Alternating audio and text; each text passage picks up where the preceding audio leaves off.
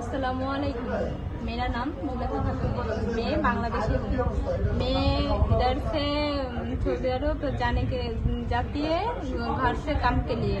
मैं उधर से घर से सारा काम जानती है और बच्चा देखने के लिए, घर से वो बासन धोने के लिए, घर झाड़ू देने के लिए और क्लीनर के लिए अच्छा से सब कुछ जानती है। मैं असली हिंदी जानती है। আসসালামুয়ালাইকুম, আমার নাম জুলেখা খাতুন, আমি বাংলাদেশি।